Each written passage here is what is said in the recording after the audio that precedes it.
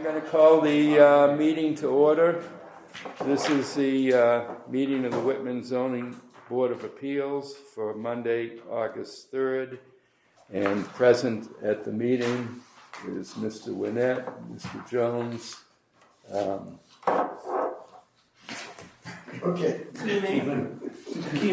Keenan, I'm trouble with last names. Keenan, Mr. Curran, Mr. Laws, Mr. Kimball, and myself, John Goldrosen. This meeting is being recorded pursuant to town bylaws and will be provided to Whitman Hanson Community Access to be put on the Whitman cable. Let's see. We have one hearing for tonight, and then also members of the board will, besides minutes, we have to do the reorganization of the board also, so we'll do that afterwards.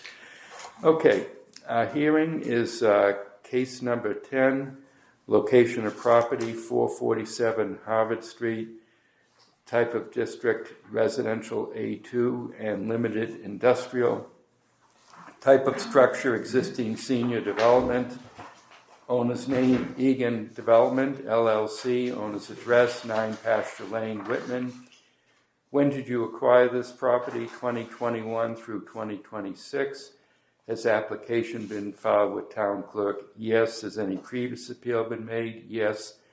Sections of bylaw of which relief is requested.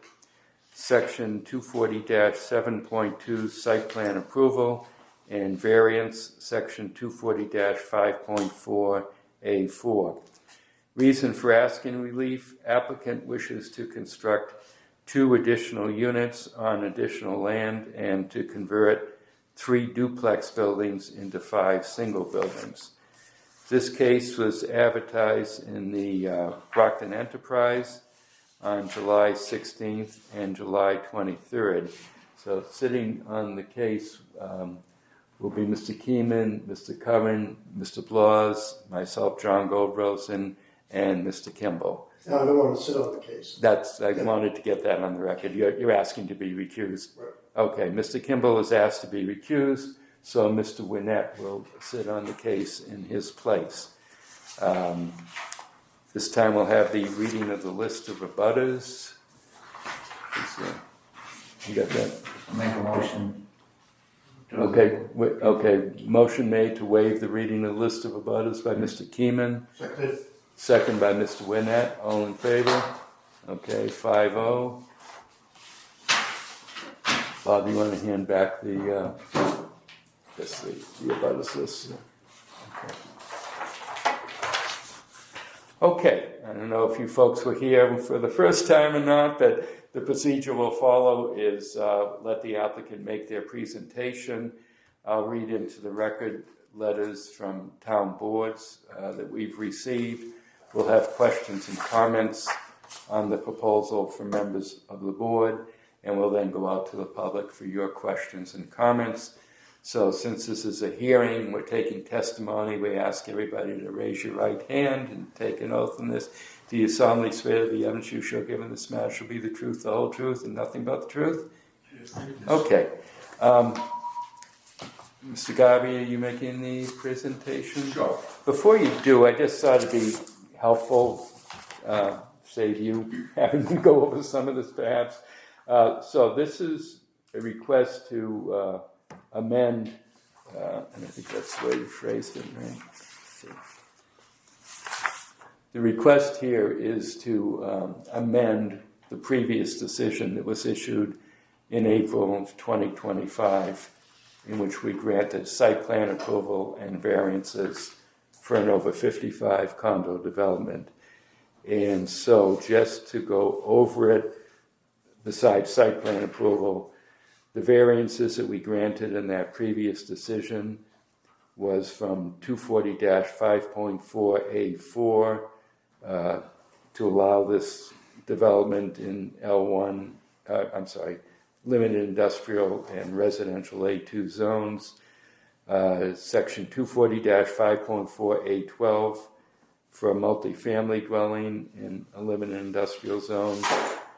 Section 240-7C 1, 2, and 3 Those were variances from the 50-foot setback from the lot line, 15-foot setback from parking lots, and waiving the 45-foot separation between structures. 240-7.3.d needed a variance from the maximum allowed of 8 units per building, and 240-8.10c a variance from the requirement for landscape islands within the parking lot. And I'll just also go through we granted all those variances and the site plan approval, but I'll just read through the conditions that we imposed as, I think either the intent would be to keep these conditions, or if there's going to be a change, then that's what we need to include in a decision. So here are the conditions we imposed. Number 1, there is to be no further development of the property, whether by the owner or by subdivision, sale of land to another party.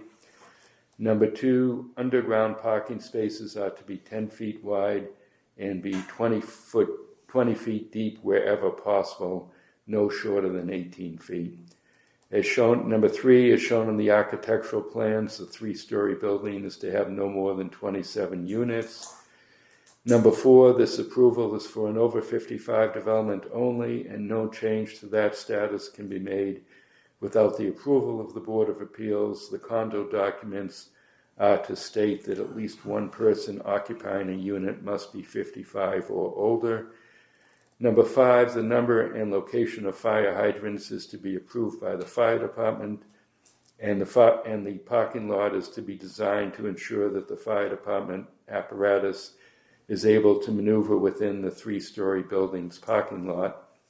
Number 6, the height of the 3-story building shall not exceed 40 feet. And number 7, there shall be a landscaping buffer along the property line with 427 Harvard Street, east of the wetland crossing, as shown on the submitted site plan. So those were the conditions we imposed in that decision.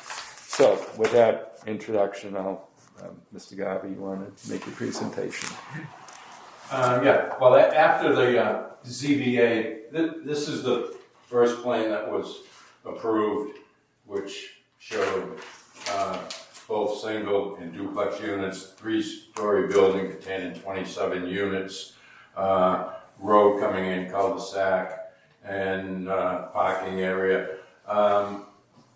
After this was approved, as I stated at the hearing, we would be filing a notice of intent with the Conservation Commission, in which we filed with the Whitman Conservation Commission, DEP, prior to the filing, prior to the issuance of a DEP file number. DEP had some questions basically on the backland, added a FEMA flood zone, which did not hamper anything on the project.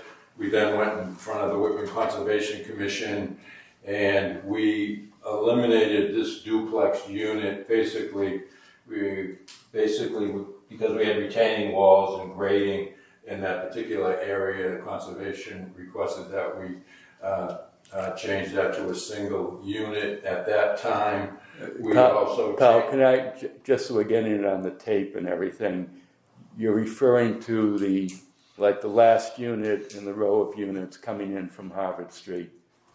Right? Yeah. Okay. I'm calling this building 7. Before turning the corner, let's say. Yeah, this was a duplex here. Okay. And we eliminated one of those units. Okay. So there's just a single at that location there. We eliminated this duplex and made two singles based on getting rid of that one. And that's at the end of the cul-de-sac. Right. And that's what the Conservation Commission issued an order of conditions on, was this plan revised July 15th, 25, in which we relocated dumpsters, revised building locations, and we resubmitted to Conservation for their approval, and resent plans to DEP. So that's what the order of conditions is based on. Back in late 25, they started tree clearing within this, the site. Late November, December into this year, the first three foundations were installed and have now been built upon. Once again, due to the winter conditions, it probably didn't start again until around March. Since that time, the darker buildings have been either foundations or have been constructed, which are single, the duplex, building 4, building 5, building 7, this building number 18, and the 2 in the cul-de-sac. After construction was started, the abutter, Mr. Fagan, approached Steve Egan about purchasing a piece of his property, which was this piece in here, which if you look on the approved drawing, that Fagan's piece went out to the Northville actual road. Okay. So he approached Steve, I don't know if it was, I think it was a weekend when his kids lit a fire out here and started burning down the woods. But that's when he came to Steve and said, do you want to buy the back? So Steve has purchased, well, I've prepared a Form A plan presented to the planning board, which conveys this piece of property to Steve. We put 2 units on there based on basically the same conditions that were distance between buildings and so forth. So we've added 2 units to the initial one, but we eliminated 1. So we've increased the units for this site by 1 from the original submission, and it actually kind of fits in okay. We left some buffer zones around the outside. The tree, this has not been cleared yet, but it will be hopefully, depending on the board's vote. And other than that, it's pretty straightforward. Exact same buildings in there. Doesn't affect any other thing as far as within any other boards, as far as being within a 100-foot buffer zone or anything like that. Roof drains will be tied into the same as the other systems were, into leaching pits in the back, so there's no runoff, even though the runoff actually was taken into our drainage calcs because this property sloped towards us, and it was picked up in this catch basin down here, and so it's pretty. That's basically the only change that we've really done here. And we did eliminate, we had a duplex in here that we moved and just separated them by 30 feet from the original plan. So originally, leaving aside the 3-story building, there were going to be 11 buildings with 16 units. What is it now? That's building 8. Well, this is building 8. So 15. There's 17 buildings? 17 units, but there's 17 units, yeah. 15 buildings, is it? Yeah. Yeah, Okay. yeah. No, that's plus Those 14, is it 14 buildings? No, it's 15. 15, okay. And so, how many duplexes are left now? 1, 2. The one that's been constructed, and 1 in here.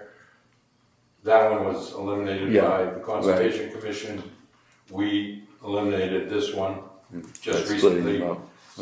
And this one was changed when we filed the notice of intent, after we filed the notice of intent with Conservation. So it's just There's two. 2 duplexes? Okay. Can I speak on that for a second? Yes, go ahead, Mr. Egan. Steve Egan, Egan Development. We talked about this a little bit in the approval process in the beginning. Is that we're in general when we can do up to 8 units typically in multifamilies, and in doing that you would get a lot more units doing that. we had a lot of people approaching us at the beginning about doing some freestanding over 55s is kind of how a lot of this started with this. And that has continued. And I've had very little activity on the duplexes. We haven't sold one. And we've sold 10 of the freestanding. So that's the premise of, there's a lot of demand for over 55 freestanding units. Still has there's still condos, there's still common area, but there's a lot of people looking for them. And that's kind of why we went with staying with the freestanding as opposed to trying to add more units that are, in 4, 6, or 8 unit buildings. Mm-hmm. I think that and down the line on future projects, whether it's in Whitman or we're looking at projects, potential land enhancement, some other areas that could be over 55, I would definitely gravitate towards freestanding because it's the demand has been really overwhelming for people looking at that. I actually have a pretty good list of people, even for the garden style building. We're going to start marketing that in the next month or so as a side topic, but there seems to be good activity for that also. But that was it. Okay. I'll just ask another couple questions before we go out to the members. Do you have to go back to the Conservation Commission for a change? No, there's nothing within the buffer zone that we're changing. Okay. All right. Okay. Anything further? No, the Fagan property was one that we had actually, our project, I figured it was 4 or 5 different properties we chained together to eventually make this project. The Fagan property was another one we were trying to get in at the time. He wasn't interested. And they did have a barn or shed fire out there while our project's been under construction, that they're from the kids' bonfire or whatever. And shortly after that, I don't know if that triggered it or not, but he did call and want to sell. Roughly, it's 14,000 square feet of land to kind of make our piece work, and it still leaves him with his required square footage, Okay. All right, let me read letters into the record from town boards, and then we'll have questions and comments from members of the board. From the planning board reviewed the application plans for 447 Harvard Street, Whitman. The board voted to issue a favorable recommendation with the following conditions. Number 1, the developer must construct the garden-style apartment building before completing the specified number of the single-family homes. Number 2, the project should be reviewed to determine whether it should be formally treated as a subdivision. And number 3, the developer must adhere strictly to the approved number, type of units, and not increase density beyond what is proposed, with a board vote of that 3-0. Sincerely, Adam Somerville, Planning Board Chair. From Whitman Fire Rescue and Emergency Services. At this time, the Whitman Fire Rescue and Emergency Services has no objection to this proposal, provided all applicable fire and building codes are met. Sincerely, Nicholas Grasso, Deputy Chief. So, with that being said, I'll go to members of the board, including Mr. Jones, even though you're not sitting on the case, you can ask questions as well. Mr. Winnett? Great, thank you. So a lot of that is representative of where we ended up with the Conservation Commission, so appreciate that. Yeah. So the change, at least from the Conservation, when we met with the board, was the addition of building 14 and 13, correct? Right there, the Fagan. Yeah, these two, this is on the Fagan property here, Yeah, and setbacks and everything like that are all the same? They're all, they were all 30 feet as stated previously, 30 from there. Yeah, they're all 30 feet. So it's the same conditions? Same conditions. Just because they're not shown on the map, that's why, on the plan, that's why I'm asking. Yeah, I mean, we did, the one we showed to conservation was almost the single unit that we did. The only thing we don't have now is this unit got moved over here, and then 2 units in there. Yeah.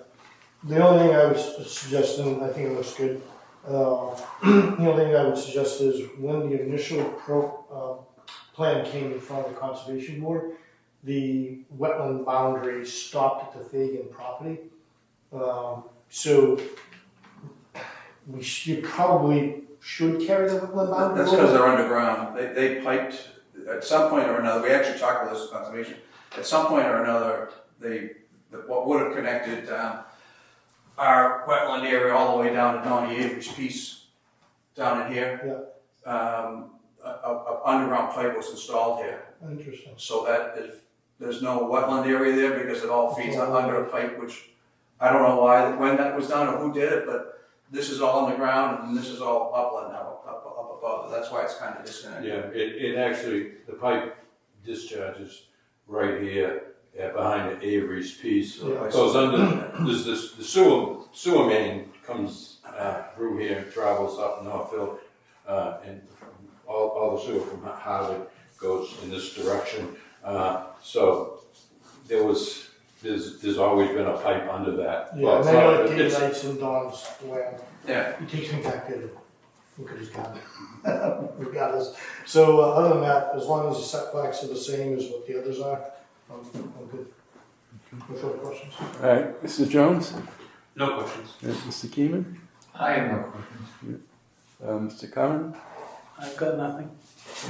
Mr. Blas? Just one quick question having to do with the conditions set forth on the previous. I believe it said you have to have at least one person of age 55 or over living at each unit. Does that mean that anybody can buy one of these? You don't have to be 55? So age restricted doesn't reflect ownership? No. I don't think you can do it that way, but Uh-huh. I think, but whoever's living there has to abide by our regulations, which are condo docs, which won't be enforced until we close on the first unit. We have draft agreements now, which is the same as Auburnville. One of the two units, one of the two residents has to be 55 and older. Your spouse does not have to be, or significant other, but one of the residents has to be. So you could be 30 years old and you could buy it just so you have something to move into in 25 years, and you just rent it out for the next 25 years? Yeah, but a more practical thing, a couple of these are being bought by family trusts for estate planning. And so the number of the owners of those trusts are not 55, but the parent that's living there is 55. Interesting. Okay, that was just How do you enforce a that? question. It's up to the condo association really to enforce it. That you have verifications of people moving in, and for instance, there's provisions in the condo docs that if the over 55 resident passes, that the spouse or single has a period of time before they would have to leave the property, so that they're not instantly moved out of there either. But there is a lot of provisions for those kind of things. And that's actually legally required to meet fair housing laws. Yeah. Because normally you can't control the age of the occupants. Do you have anything in your condo docs about a minimum age, or like no children or anything like that in the condo docs? The children can stay on site for so many days per year, Right. But they can't stay beyond that. So- There is a provision for healthcare providers. One provision is that it can be a family member over, I forget what, they have to be over a certain age that can stay there as a healthcare provider for the resident. Yeah. But anyway, those restrictions are all in over 55 development is only legal under federal and state fair housing laws if one of the people is 55 or older. Otherwise, it would, it has to be like all the units or 80% or something like that. So some of that is you need to put in the condo docs to meet all the requirements for mortgages and whatnot. Yeah. These are 2-bedroom units or 3-bedroom units? 2-bedroom. 2-bedroom, 2-bath, Yes, with the garage. with the exception of the multi-story building. Yeah. Got it. Okay. I'm perfectly fine with the plan. Yeah. So there was one of the variances was that structures could be as close as 30 feet? Was that what? So, Yeah, that's what we had before. Yes, we have. okay, and so that's the same situation with the Yeah, nothing new more. units. Right. Okay. Yeah, I mean, I think this actually kind of improves it in a way because now you don't have somebody else's property line coming up to your roadway. You've filled in the units, so you're not really expanding the overall scope of the development. And I think the condition we imposed about no further development, our intent there was that you've got like a lot of backland that's owned as part of this property, even though a lot of it's wet and so forth. There was questions or concerns raised, could that be sold off and have roads coming in from, or could there be a cut through from Harvard Street over to Route 18 by using that land? So that was why we imposed the condition. It wasn't so much anticipating this situation as preventing it from being subdivided and sold off. And that is all staying part of the condo association. Yeah, so in terms of the conditions I read off, I'll just ask, have you spoken with the fire department? I mean, you must have sat down with the fire department and figured out where the hydrants are going. They had us add a fire hydrant, was it on the curve right before the driveway going out of the big building? They wanted one additional fire hydrant that we have on the plan now. Okay, so It's there. actually been installed. Yeah, it's actually, all the water stored and Have you- 90% of the drainage is installed. I was going to say, have you completed the roadway all the way to the cul-de-sac? We were waiting for the road. It's a gravel den, so you can drive back and forth out there. But we were waiting on National Grid, which we finally got their trench plans and actually have an on-site meeting with them tomorrow. So now we're going to install our underground electric trenches, and then we can pave the road. Okay. All right. So we don't need to. All the conditions can. I can put in the decision that previous conditions remain in effect, and that's fine. Okay. All right. I think that was the only. And we're going to have all the fencing and the buffer stuff that you guys have as a condition. Initially, your approval was that easterly of this is where you want to have. Yes. Right. And which we're doing, as is shown. We've had ongoing conversation with her. She has since requested that we install fencing, even though this is just woods back here. She does do some sessions with some of her clients out in the woods, I guess. So we are not, that's part of your approval, but we're going to add some additional fencing down in here. Okay. And the same thing with around Mr. Fagan's property that, Where we've already. are the mailboxes going, Steve?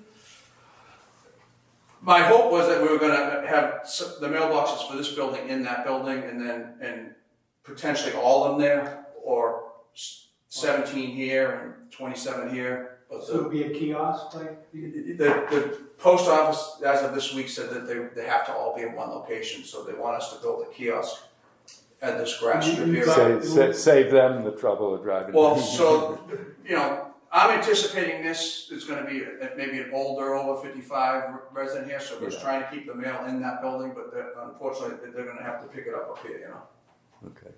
And you've got plenty of room for that? Yeah. Do you have a parking area, a pull-out area or parking area there? We actually left this strip in here.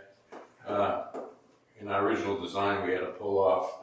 But once again, we didn't know what we were going to do, so we didn't show it. But we were anticipating that it was going to be in this area here. So we have a 25-foot landscape area that will continue to landscape, but we'll be adding a concrete pad there with a small pull-out, and I'm going to put a little roof over the mailboxes. Okay.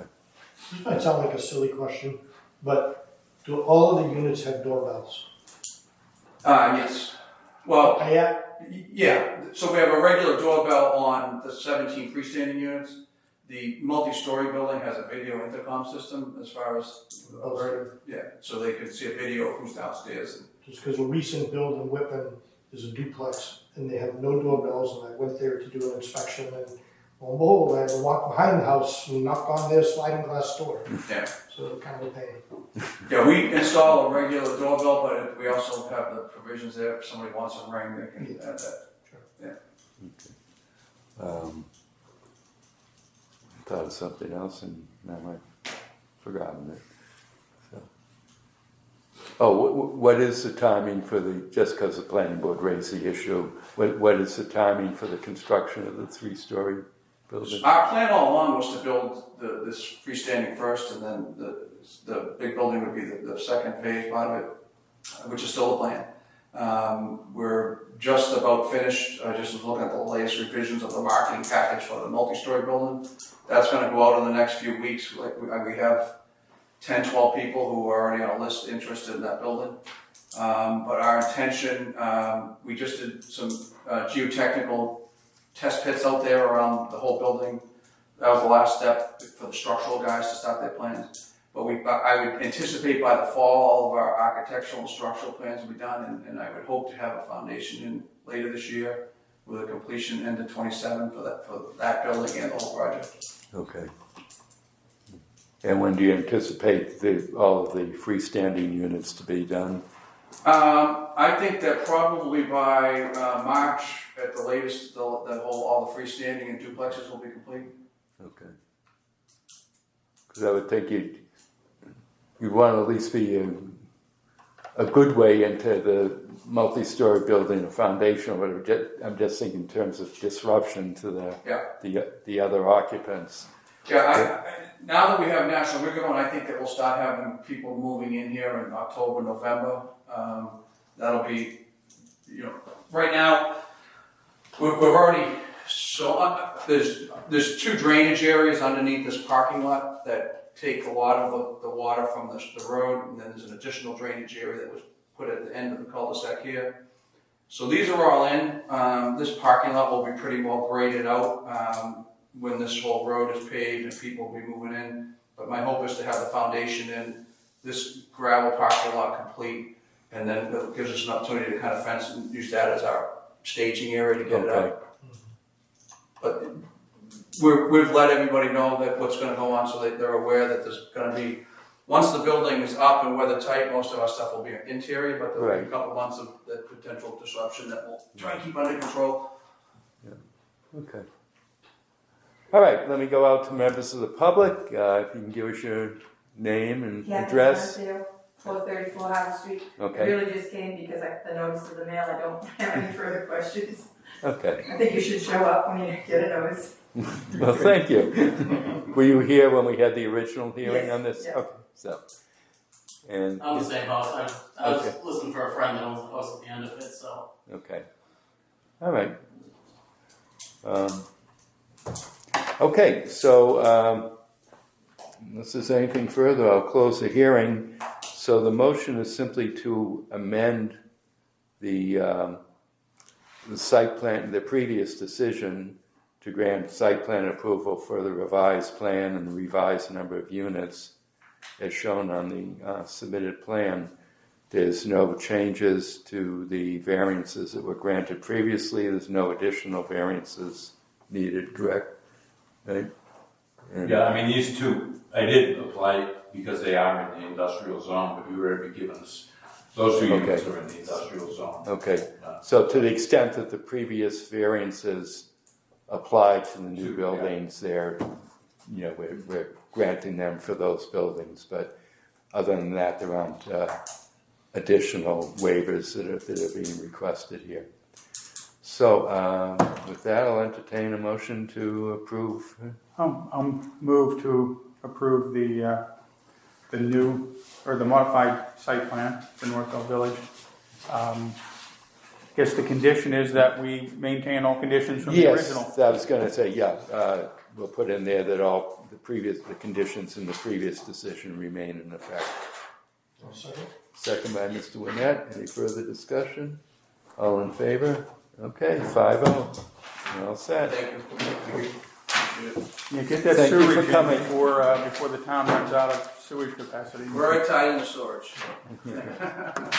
Yeah, the main road's way through.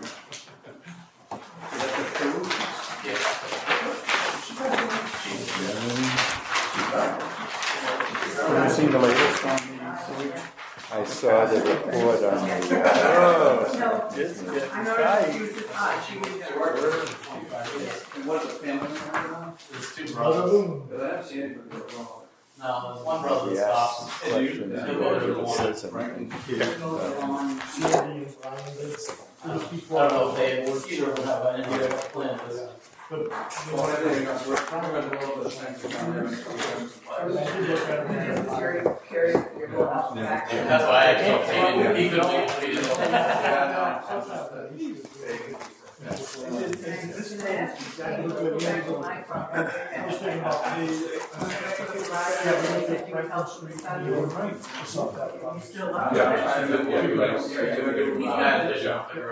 Yeah, you've been up Okay, we're gonna add on to that, yeah. That's what I'm seeing. You said you'd help with the foundation or whatever. We you just call it. flagged the actual You also, substation area last Friday, so. Yeah, Brian I said. have to go to refresh my memory. No, it's no, it was, just take. No, I'm coming off the front of it. Yeah. Just extending it, making it bigger. But, Yeah. Yeah, so it's not gonna affect that type or anything that we put in. Yeah, just give me a ring. Yeah. Sounds good. Good Thank seeing you you. guys. Thank you, Olga. Thank you, guys. Okay, we have a couple of minutes to go through. First, the minutes for case number 8, which was 138 South Ave.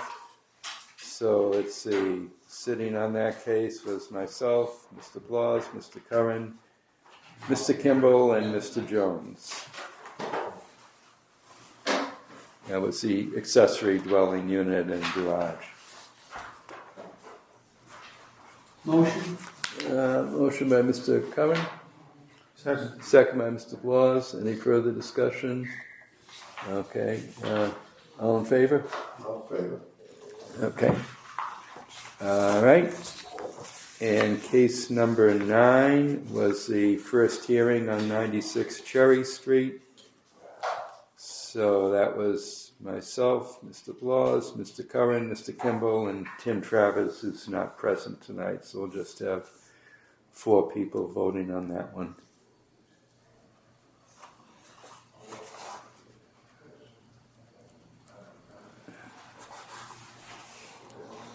Did you want to look at your copies?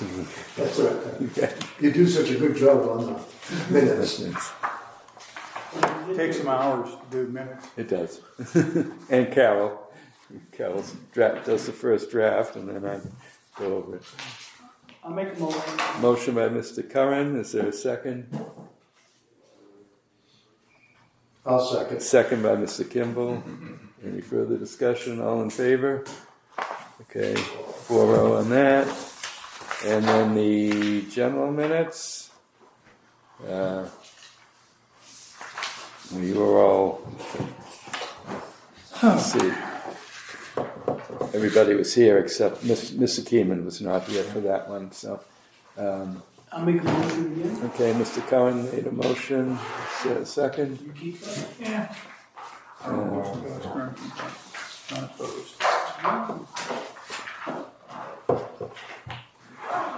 Motion. Motion was made by Mr. Curran, second by Mr. Blas. All in favor? 5-0, whatever. Carol will figure out who it was. Okay, so before I forget, just the schedule going forward, if I'll remember it right. So 2 weeks from tonight, August 17th, is the continuation of Rye Hill Street.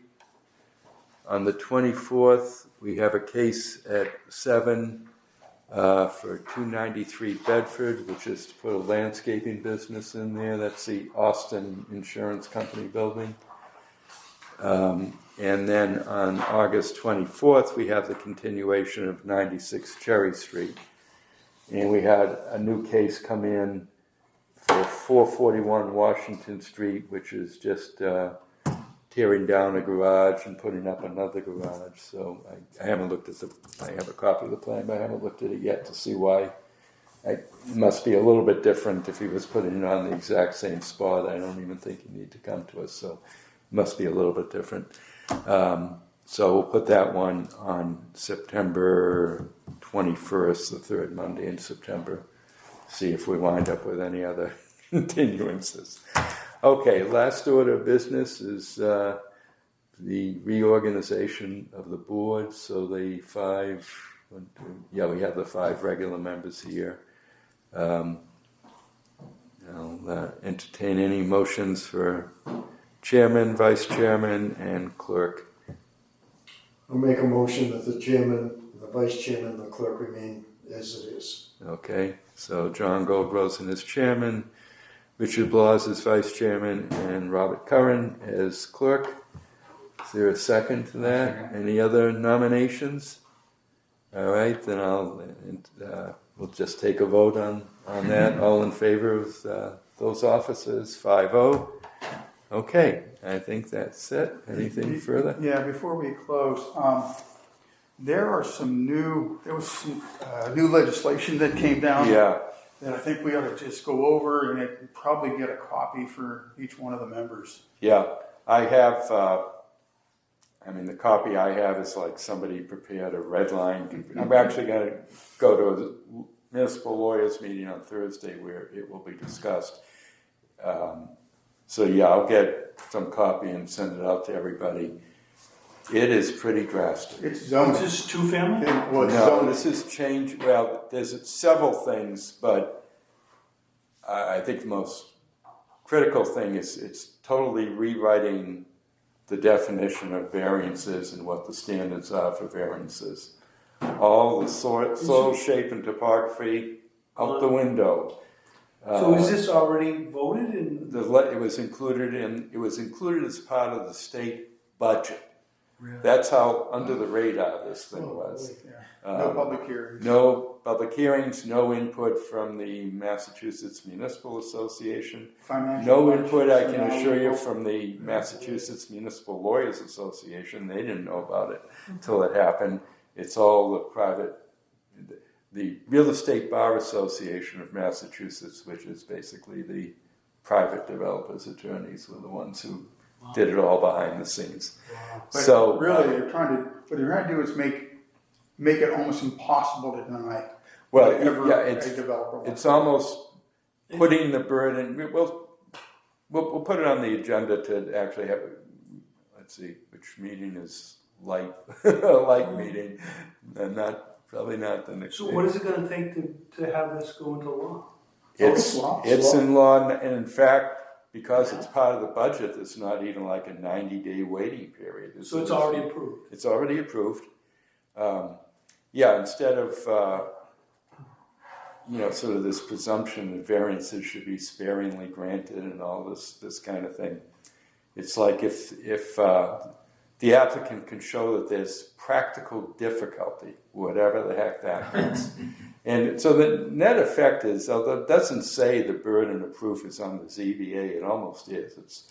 It's almost like 40B, where the burden is on the town to show that there's some overwhelming public interest that outweighs the need for housing. Yeah. That's almost what this is like. And if the zoning board turns something down, good luck in winning the appeal. There's going to be a lot of litigation on this. A lot of litigation attorneys are going to be happy.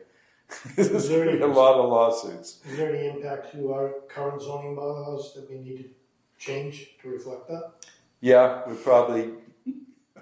So is it more or less? It overrides. It's not like a local option thing. Yeah. This is statewide. Right. It probably would be wise, if not for the fall, for next spring, to rewrite that part of our bylaw just to put it in conformance so there's no confusion. That's the way I feel about these things, is don't make people have to look at two separate documents. So that's one, I think that was the most important thing. I'm a little confused between, there are a couple other proposals that would go into the economic development bill that's still pending at the State House. And I think one is basically do away with single-family zoning, say that any parcel zone for single-family can also be used for duplex. There's also one to say that the minimum lot size is 5,000 square feet, period. Not like if you have an old lot that happens to be that. Just make everywhere in the Commonwealth minimum lot size of 5,000 square feet. But is that with so long as there's sewage and water? I don't know. I think that's so long as there's sewage and water. Which, we have. So, it's pretty startling. So I will get a when there's like some easily, the current, if you go to legislation, it says, cross out the fourth sentence and replace it with this, and so it's not very clear. What you really need is almost a side by side. Here's the previous version, it's 48 sections 6 and section 10. Here's the previous version, here's the new Is version. this Mara Healy did this? Well, she signed it, yeah. She's the housing lady. She signed it, but I mean, it came through, basically, like I say, it's really behind the scenes in the legislature is where this is She going. got a call. That's Yeah. all. Well, I have a question. What happened with the whole, restrictions on water connections, the moratoriums? It seems like it's gone. How do we get more water? Well, it's not so much water, it's sewage. Yeah, Kind of both. Well, we almost have unlimited water. But it's the sewage that we're nearing our absolute capacity with the city of Brockton. And the moment we go over by 1 gallon, we get tremendous penalties. So what is that number? 365 million a year. We're running about 320 million gallons right now. But we have 19 million in Potential of permitted stuff right now. Well, not permanent, but Plans in order. the rumored, because we don't see anything yet, the proposed potential development, the one off Franklin Street where the cell tower is, and the one at 66 Pond Street, if they ever get their act together, those might eat up 20. There's a 30 or 40 unit on Auburn Street that's in the works, next to Auburnville. Is there? Okay. Yeah. So, Is that still coming? What? Is that still coming? Yeah. Didn't they use that whole site for this? No. No? No, this is the backside of it. That was going to be the garden style unit? No. The guidance tile was up front. That's done. Okay. That's 1005. But Boyer Construction, he owns the back, and he's potentially developing that. Al Boyer? Yeah. Yeah. I don't know what Yeah, he's a hot ticket. the old man. I didn't know he was still alive. Oh, he is. He's still kicking. He's pretty sharp. Yeah, he's a hot so anyway, At some point, that's going to be a constraint to development, I would think. yeah, unless there's some renegotiate with Brockton, but Brockton I don't know the details. Brockton, its own capacity of the sewage treatment plant might be limited, so its hands might be tied as far as letting Whitman send any more in, or Abington, or whatever. I don't East know the Bridgewater details. just took a big chunk of it with that And redevelopment. East Bridgewater just signed an agreement to use part of Brockton's facility. So I don't know what Brockton's capacity. I just don't know any of the details of that. But yeah, it's like we sit here in the dark about that stuff. Right. The town approached Brockton years ago, I don't remember, 10 or 15 years ago, about increasing our capacity.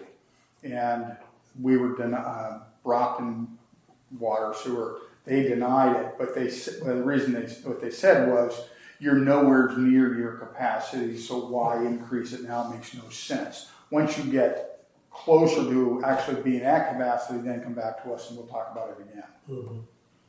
Mm-hmm. But I'm sure it'll be at a different rate. Different rate, yeah. It's the money game. That subdivision down near Clayton's, what is that, Whitman Woods? Mm-hmm. You remember Yeah. Whitman Woods? That was all restricted. They couldn't get water. Right. They had sewer, but no water. Yeah, I remember there was a moratorium. And they still have There was a moratorium, and I'm trying to remember what. Elliot I mean, Woods there was a time when Brockton was having to rebuild its sewage treatment plant, and that was kind of limiting what everybody could do.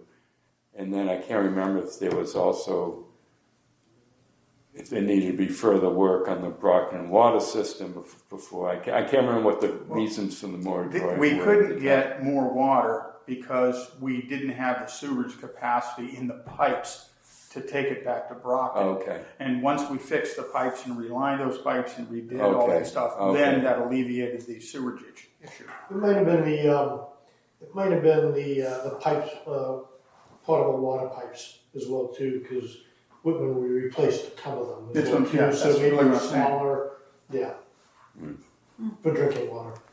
So, But it's all like, kind of surprising in a way because, the overall trend is both Brockton and Whitman have become less industrial. There's a whole lot less commercial use of water than there ever was. Our water use probably peaked in, 1930s or whatever, especially with the changes in the plumbing codes. Yeah, all those changes even for residential. But I'm just saying we no longer have factories using God knows how much water. Cooling towers. Yeah. We no longer have any of that. So, Well, we need to get that energy, that what do they call that, data center built quick. Yeah. Before we're out of water. And the other thing, when I go to this meeting Thursday, the other subject of the meeting is all the energy, the battery storage requirements, which again are like overriding any town Yeah, that's bylaws. just stupid. Yeah, So great. I'll find out more on that. But so anyway, thank you for bringing that up because that's going to be a big change that we'll have to wrestle It's with. going to render. And the thing is, we've been let's face Well, it. I'm looking forward to seeing it, but yeah, it's gonna I mean- change 48. Yeah. Oh, drastically. As a board, we have tended to be liberal in granting variances where we thought it was in the interest of the town, but Other towns aren't though. there are some towns that are extremely Some strict. towns deserve this. Yeah, exactly. We're not the ones who caused this. Sometimes, and I've always felt, there should be some loosening of soil shape and topography thing. That it was too strict, but this is going way in the other. And there have been attempts, over 20 or 30 year period to revise the zoning bylaw and rewrite some of this. And that's, part of what's coming behind this and kind of the behind the scenes secret passage here is that, there were all these committees formed with various stakeholders and everything, but they can never come to an agreement or they can never get it through the legislature. So I think the real estate interests just sort of said, well, it's just, there's a quicker way to get this done. Fancy towns. Yeah, through the budget and without letting anybody. The flip side of the coin is maybe it gets repealed too, so.